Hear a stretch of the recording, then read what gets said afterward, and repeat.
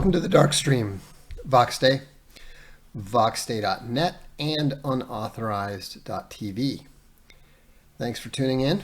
We've got some folks already up on the unauthorized chat. Told that audio and video are good on the DLive side, so we are good to go. The big question, and of course what a lot of people are waiting for, wondering about, etc., is, where's this ground offensive that was supposedly imminent after not even last weekend's. Sorry. People usually say audio good, video good. Sam decided to throw a little curveball, said audio good, video is dead sexy. I'm a little worried about you, Sam. Anyhow, the topic is, why is there no ground offensive in Gaza? Will there even be one? And we'll get to that in a bit as people come in. First of all, some good news. Junior Classics number 8 has been finished and submitted to the printer. Junior Classics 7 will be finished and submitted to the printer later this week. And I'm hoping that we'll be able to put it out for sale and get the backers' books shipped out to our fulfillment house, as soon as before the end of the month.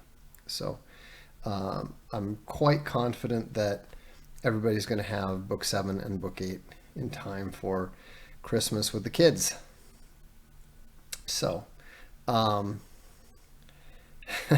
Sam says it's due right after that overwhelming Ukrainian offensive with Wunderwaffen and blackjack. Yeah, I don't think, on the one hand, I don't think that the IDF's projected offensive in Gaza will be quite as much of a debacle as the Ukrainian offensive was. I do wonder if there might be a few more sober generals or politicians who are, thinking seriously about, is this really quite as doable or as easy as we would like to believe? And that's not even getting into some of the other possibilities that we'll get to. But the thing is that on the one hand, it's very encouraging that pretty much everyone under the age of 30, which is to say everybody who is of a reasonable military age, has absolutely zero interest whatsoever in getting involved in this Middle Eastern conflict. I'm not hearing any interest from anybody in the military, no interest whatsoever in getting involved. I don't know if that letter from the head of the National Guard is real or not, but it certainly sounded real. It sounded, very consistent with what we're seeing on social media, what we're hearing, from everybody else. But, of course, you've always got this nonsense. Many evangelicals are so enthralled with Israel that at yesterday's prayer rally in Washington, D.C., they went to the Washington Monument and pretended it was the Wailing Wall in Jerusalem. That is some grade A craziness right there. Yeah, the Wailing Wall is crazy enough to make use of a Masonic monument as an ersatz stand-in for the Wailing Wall is really next level. I mean, you really have to be a serious churchian cuck to go to this level. I mean, that's virtue signaling, churchianity, boomerism, you know, Judaism, or Judaizing, I should say, as Paul would put it. I mean, it's all of those things and more. You know, I mean, every single individual in that picture should be sat down for an 8-hour theological lecture, not so much for information, but more for punishment. You know, I mean, it's absolutely absurd. And just to be clear, let's get these all out of the way real quick. Number one, Israel does have a right to exist. Everybody's got to live somewhere, you know, and you know yes, there's not just one conquest involved. Don't forget that they originally, you know, took the land from the Canaanites. Now, look, as an American Indian, I do think that you have to, at some point in time, come to terms with the fact of a historical conquest.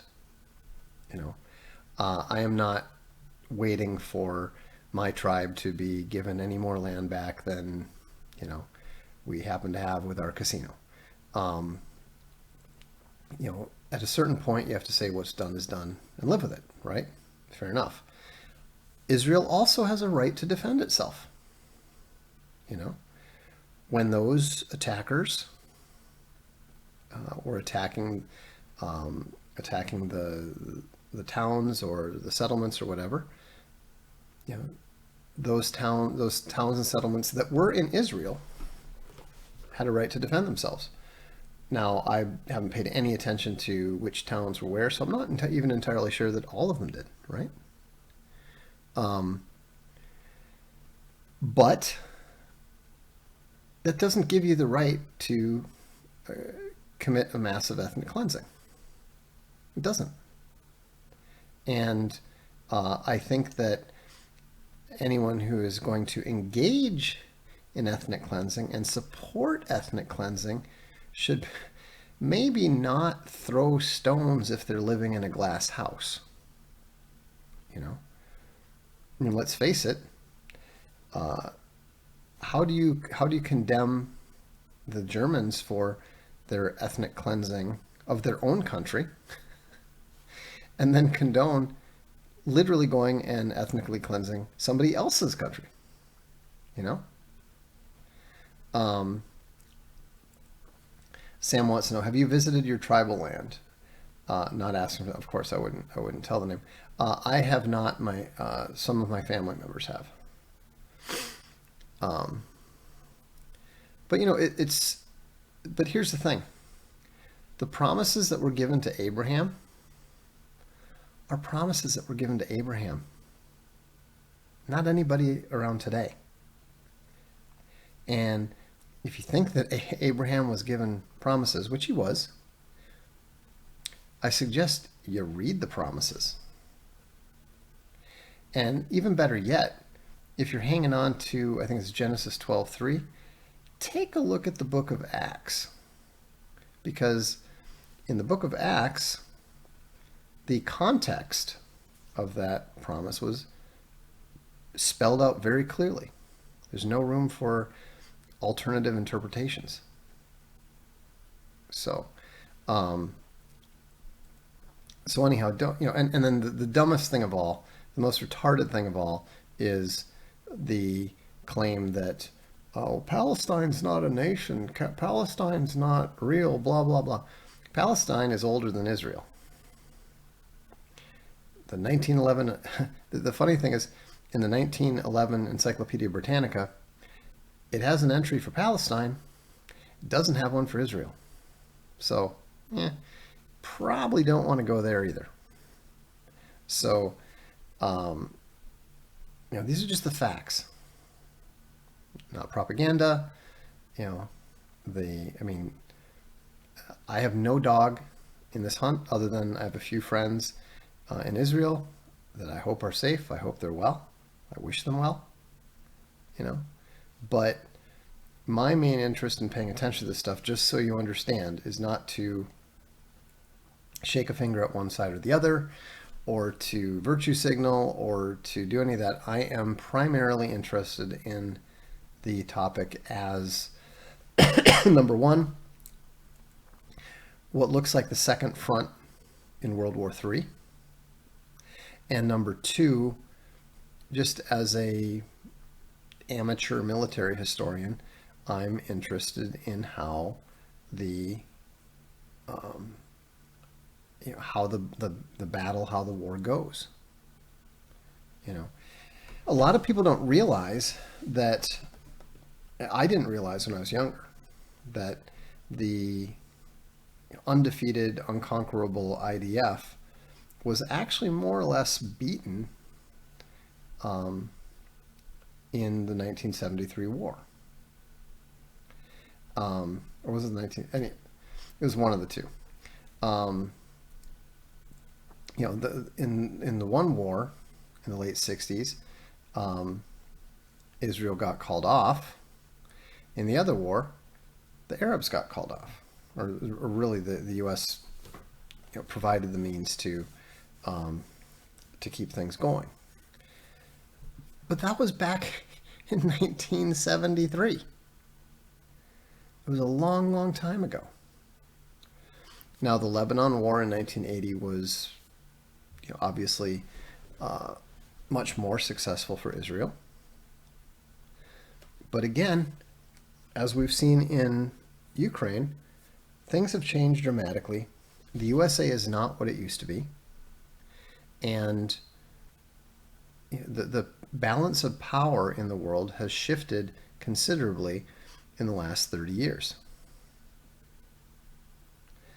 And so, nothing can be taken for granted. Chad Chadson said, I was raised to believe IDF soldiers were the most elite soldiers in the world. See, that was complete nonsense all along. Complete nonsense. And the greatest general in the IDF would tell you that himself. Moshe Dayan, when asked what was the secret of the IDF superlative performance, was fighting Arabs. He knew perfectly well that the IDF doesn't rise to the level of the US troops. It doesn't come anywhere close to the level of the historical German troops, the historical Soviet troops. Right now, it's pretty clear that the Russian army is the most formidable ground force in the world. They are massively in advance of the U.S. right now. One thing that you don't tend to realize or think about is the battles that were on the Eastern Front between Germany and Russia were an order of magnitude larger than anything that was on the other front. And so quantity, in military terms, quantity has a quality of its own because it has to be managed very differently. The logistics are different. The strategies are different. It's not just about some sort of Chinese human mass tactics. It's not what it's about at all. And if you want to get some basic grasp on just how different it is, I suggest that you read Marshal Zhukov's memoirs. I mean, think about this. Just yesterday, the Russian defense minister, I think his name's Sugoy, reported that an estimated 90,000 Ukrainian troops have been killed since the beginning of the Ukrainian offensive. Okay. A force like the IDF can't take 90,000 casualties. If there's 90,000, and I believe that was actually, he might have actually reported as KIA. Okay. The war is over if that happens. The existence of Israel might be over if that happens. And there are forces in the world that are capable of doing that. Now, you see this, you occasionally hear about this stupid Samson option thing. Oh, well, if they're going to lose, then they're going to nuke everyone. Well, first of all, if that's seriously in the cards, then that's a casus belli right there, right? I mean, if someone is threatening a first strike, then, China, Russia, even the USA has cause to launch a first strike before that. And that's even assuming that nukes really work in the first place. I mean, think about it. How well do tanks that have been sitting around since the 70s work? Not so well. Not so well. And so, and not to mention the fact that Russian air defenses are absolutely superlative. So you think you're going to launch something from that far away and get it through the S-500s and everything else? Not a chance. And so, on the one hand, you have to admire the Masada spirit. On the other hand, that's not really quite as much of a threat as perhaps it was once perceived to be. Yeah, the test ban treaty saves the world. No, nobody's nukes work. But the biggest problem, and this is what I think here's a good question. Halfway Bear says, what's the likelihood of World War III, statistically speaking? 100%. World War III began 2 years ago.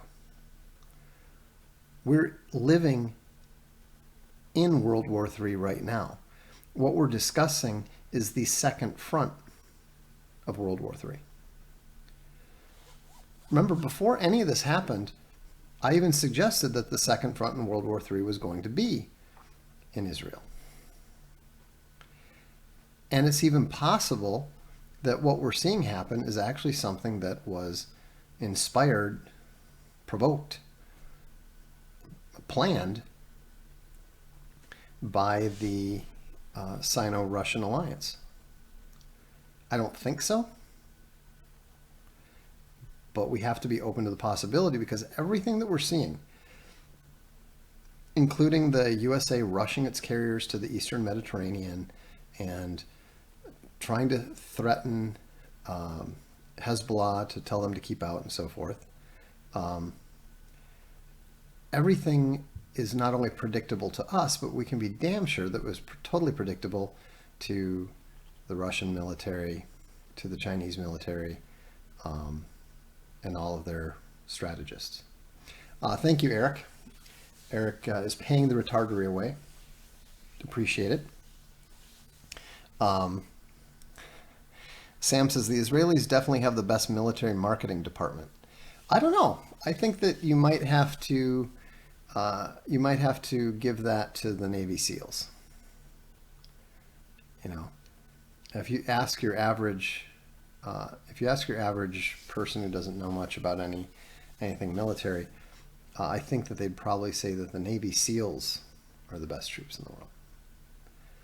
Never mind the fact that special forces are almost but not quite entirely irrelevant in actual warfare. There's not much that special forces are going to do against, I don't know, a tank division. I mean, but it's, if you look at the situation, and this is why I think we haven't seen the ground offensive yet. And again, I could be wrong. I mean, for all I know, it could be starting as we speak. I was wrong about I was absolutely wrong about Russia holding off. I thought Russia was going to just milk that situation indefinitely. But obviously, Putin calculated correctly in general. Obviously, the decapitation strike on Kiev didn't work, but everything else has not just gone according to plan for Russia, it's going much better than planned. They thought their economy was going to be in worse shape than it is. So, but if you look at it, let's just look at the situation as rationally and calmly as we can. So on the one hand, let's say that everybody stays out. The US stays out. The Arabs stay out. Hezbollah stays out. Okay, you're still dealing with a pretty serious urban warfare situation. Urban warfare is far and away the nastiest, most deadly type of warfare that exists today. And so, how many troops can, reasonably be expected to be lost? I mean, you're probably looking on the Israeli side of well in excess of 20,000 troops. If Hamas is really prepared to fight it out the way that the Ukrainians did in Bakhmut. Gaza is much bigger than Bakhmut. Hamas has had a lot more time to prepare for it. And they don't really have anywhere to run. They're already kind of in a no quarter situation, right? So I believe that Israel can win it, but at a tremendous cost. And the USA is probably the only nation in the world, no, maybe Italy. Italy and the USA are probably the only two nations of the world that are more casualty averse than Israel. There's a super chat from Land on Bear. Thank you. He says, the confusion of the country of Israel and the nation of Israel was very effective against the West. Oh, absolutely. I mean, the confusion of the nation of America and the country of the United States of America was very effective against Americans. I mean, the best rhetoric points to the truth, but there is very, very effective false rhetoric that has, wreaked havoc on the USA and Western civilization. Sam says, Israel reminds me of Italy in many ways. Well, it makes sense because in addition to the geographic similarities, the modern Jews are something like 40% Italian. I mean, what we understand as Jewish is fundamentally a mix between the historical Hebrews who migrated into the Roman Empire and then intermarried with Italian women.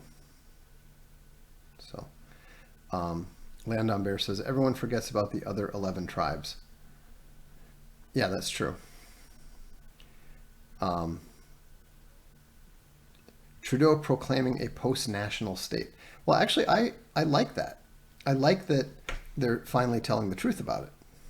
They're finally saying, we're just a state. We're just a political institution based on paper. So, but anyhow, so on the one hand, that's the successful thing. I mean, there's a Jewish guy on Social Galactic who's talking about how he's praying that they'll ethnically cleanse Gaza. He doesn't think that they'll go through with it, but that's what a lot of the Israeli right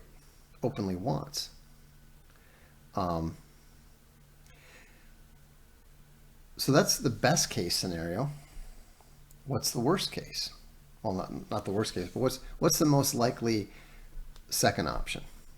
Well, the most likely second option is if the ground offensive begins, Hezbollah keeps its word and attacks from the north.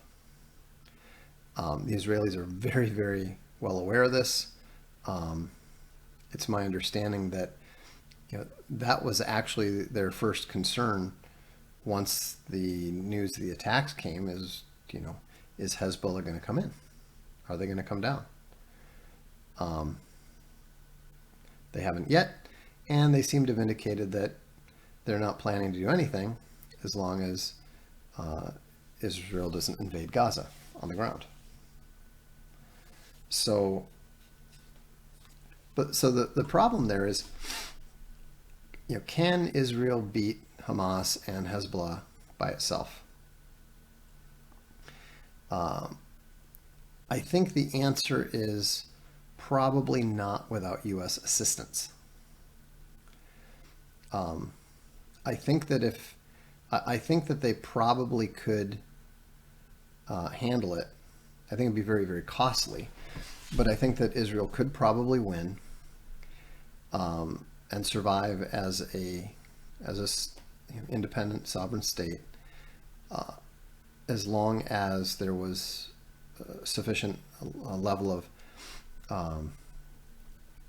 let's just say, artillery and air support from the U.S., which of course is why there are two carrier groups there now. I think that they're both there specifically to deal with Hezbollah if necessary. And as Dan points out, could be that's why Israel is trying this now. The U.S. is not going to be able to help them much longer. That's true.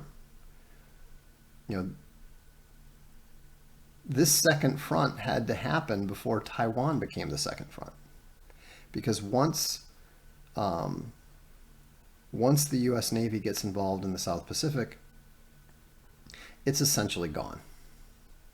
I haven't posted my stream yet because I'm still in the process of analyzing the 24 Taiwanese invasion war games. But one thing that was very clear is that even though the results indicated were considered a win for the U.S. Navy and for Taiwan, the cost to the U.S. Navy was so significant that it would essentially render the U.S. Navy fundamentally incapable of operating in any other theater other than the U.S. coast. And so not only in the long term, but even the immediate term, this had to be done before China made its move. And that's where you get into that question of, okay, so is this happening because China wants it to happen now to get the U.S. stuck in the Mediterranean and partially clear its way for something to happen in the South China Sea? Or is it the exact opposite, and is Israel pushing for it before the U.S. Navy is not available in the Mediterranean? That's why it's impossible to say, oh, this is going to happen. I think this is going to happen. There's too many variables. Way too many possibilities. Now, here's the problem with that scenario is, yes, I think, just my opinion, I think that with the U.S. assistance, Israel can probably hold off Hamas and Hezbollah. But I strongly suspect that if the U.S. does engage in, shall we say, active and direct conflict, I think that Iran is going to come in. And I don't think that Israel and the U.S. are capable of defeating Hamas, Hezbollah, and Iran all at the same time. And the reason is pretty simple. Iran has 90 million people. Israel has 9 million. 7.5 million are Jews, and a fair percentage of those Jews do not and will not serve in the military. So the prospective size of Iran versus the total size of the prospective Israeli military, they're outnumbered 10 to 1. And that's not including Hamas, that's not including Hezbollah. Not only that, but the Iranians are one of the leading producers of the most effective type of battlefield drones.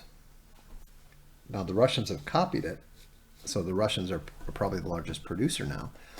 But Turkey manufactures the drones that were incredibly effective in the Azerbaijani-Armenian war. Iran manufactures some of the drones that the Russians have copied. Now, the U.S. does have excellent drones, and Israel almost certainly has either its equivalent of those drones or the U.S. drones themselves. But they're not the same type of drones. These are the U.S. drones are the big ones that fly high above the clouds and are used to target and assassinate terrorist leaders is the idea. But they're not what's the most effective. Those drones are very, very susceptible to modern air defenses. That's why you don't see them being given to Ukraine and flying over and attacking Russian targets. They just wouldn't survive. What's being used instead is drone swarms, really cheap drones that can deliver a small explosive that's capable of knocking out a military vehicle, or a machine gun position. I mean, these little drones are effectively long-distance flying hand grenades. And Turkey and Iran are the two that have the most of them.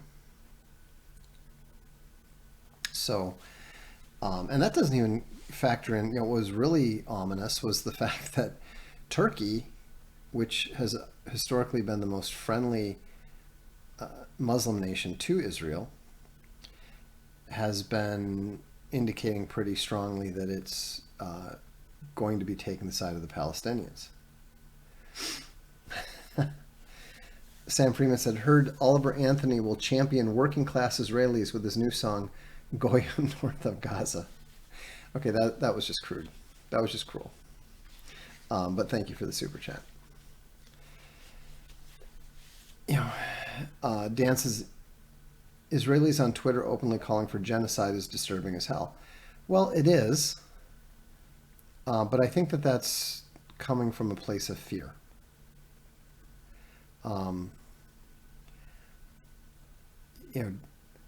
Do they actually mean it?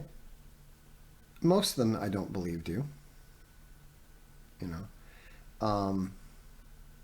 I also find it kind of amusing that the Palestinian, was it from the, whatever it is, from the desert to the sea or whatever, the media complaints is that, well, that's a cry, that's a call to genocide. And I was thinking, okay, so isn't that what the whole America from sea to shining sea? How do you think that would be regarded by the American Indians? I mean, say what you will about the Israeli-Palestinian relations, but neither side has broken 374 treaties the way that the U.S. government has. Anyhow, in addition to what we've just discussed, China released a statement, and they made it pretty clear that if they have to take sides, that they will. And it's not going to be, they've said that the Palestinians have a right to a state, they have a right to coexistence. And so, in the same way that the U.S. can tell Hezbollah to stay out of it, China and Russia can almost certainly tell the U.S. to stay out of it. And I suspect that that's one of the reasons why we haven't seen the Netanyahu government roll the dice yet. The New York Times reported that the offensive had only been postponed for weather-related reasons, but I looked at the weather reports over the last few days and the upcoming days. Total nonsense. The weather's nice. It's warm, sunny, not even much wind. And so I don't find that to be a credible excuse. And the thing is, the Netanyahu government is between a real rock and a hard place with the Israeli people, because even though, they've declared this, they've done all the solemn, we are at war nonsense. The reason I make fun of it is because there's nothing that politicians like better than to say that. Barry Goldwater was saying that after the fake Gulf of Tonkin incident.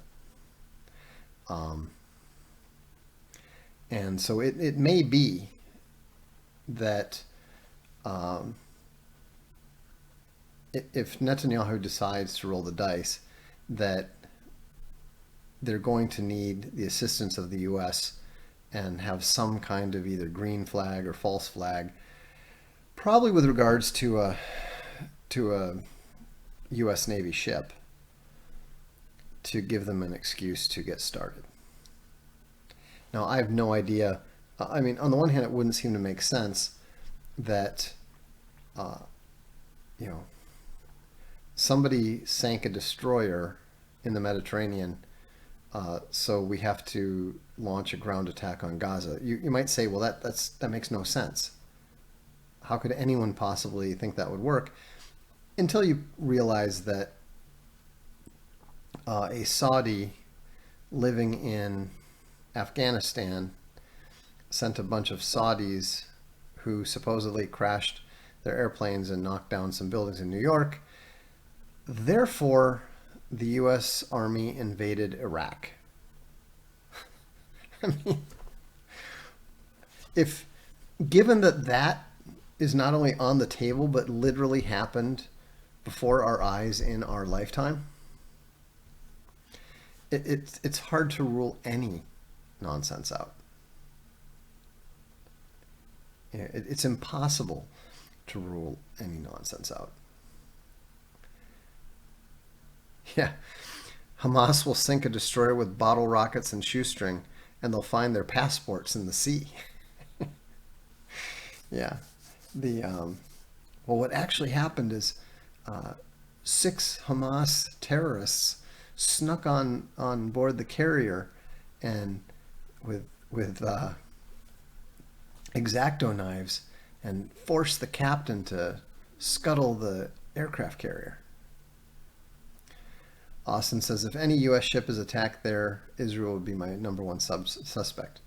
Well, especially in light of the fact that the Israelis are the only people to have actually attacked a U.S. ship in the Mediterranean.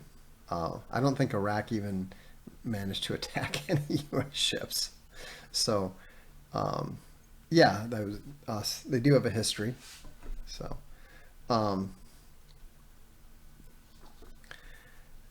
Sam Freeman says, saw a video of a grenade drone top-down attack on a tank, hyper effective. It's a new day. Well, but that's why I'm sure the Israeli generals are really sweating this decision.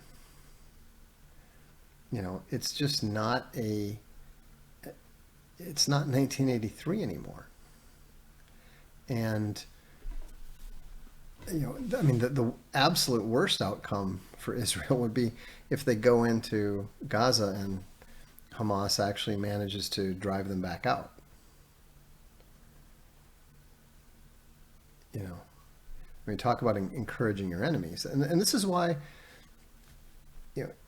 in war, like in hand-to-hand combat, unarmed hand-to-hand combat, the mere act of attacking is taking a risk. The minute that you extend yourself, you make yourself vulnerable in a way that you were not vulnerable before. And, but like I said, the Israeli people are already very angry at Netanyahu. The Hamas attacks happened on his watch. They were his fault. And so he's attempted to capitalize on the emotions of it, to ride the wave of anger, and with all of his we are at war rhetoric and all that sort of thing. He's trying to get the people back behind him, but in order to do so, he has to attack. If they don't, I don't see how the Netanyahu administration survives. Which, of course, leads to a whole nother round of conspiracy theories. Well, maybe it's actually the Israeli deep state attempting to get rid of Netanyahu, blah, blah. I mean, that's the problem with being sufficiently well versed in the topic to see the various possibilities, is you rapidly get yourself into a position where you have actually less idea what actually happened than the average person who just listens to the nonsense on the mainstream media.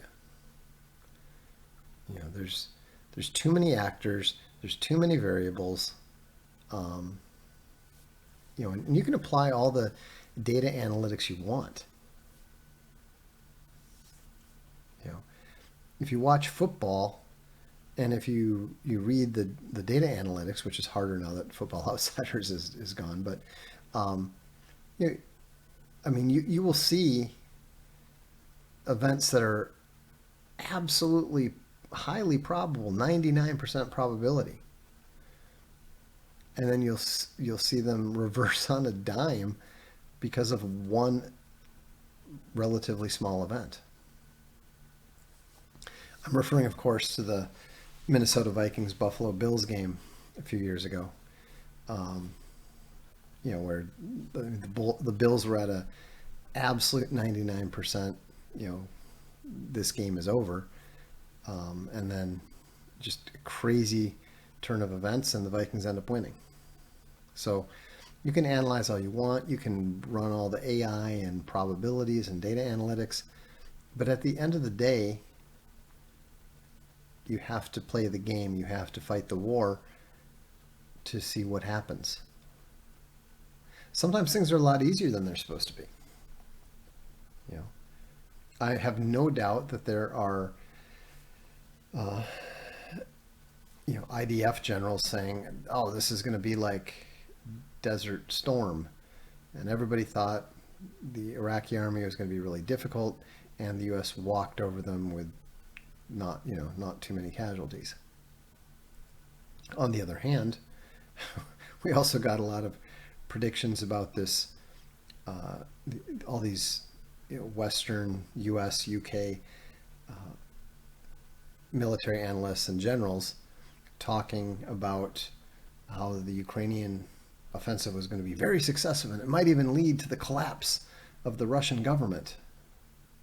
And then they didn't even make it to the front lines. So, so we'll just have to see. We'll just have to see what happens, and if this is the second front of World War III, then I think that we can probably anticipate something happening in Asia not too long after. The key is going to be how committed are the U.S. forces. It's even possible, that uh, it's even possible that some kind of front will open up in Africa. Like um, France is withdrawn from Niger. The threats of the uh, other African nations invading it appears to have faded. Um, so we'll have to see. But all I can say is that it's not a bad time to pray. It's not a bad time to pray for peace. It's not a bad time to pray for safety for you and your family. And it's also not a bad time to make sure that you've got, some food, some water, some heat, um, all that good stuff that people have been talking about for years. So, um, anyhow, I hope this has helped put things in a little bit of calmer perspective than you're mostly seeing on social media and Twitter. The World War III is not the end of the world, and um, although no man will know the season, I don't think that these events are very significant from an eschatological perspective. I know I've been around boomers since the 1980s. You know, they think the world is ending every single time anything happens in Israel. I really had to laugh. I think I mentioned this one. There's a red heifer, third temple. I was like, that's the 12th red heifer story I've read in the past 20 years. Settle down. But anyhow, there's a lot of decent people on both sides. Don't forget that. And at the end of the day, all wars end with talking. All wars end in settlements of one sort or another. The only thing that war accomplishes is who's in the stronger position and who gets to more or less dictate the terms. So it would be nice if humanity would have enough sense to just skip ahead to the settlement right from the start. It's not going to happen because we're human and we are collectively a little too retarded for that. But we can always hope. I'm Vox Day. This is the Darkstream.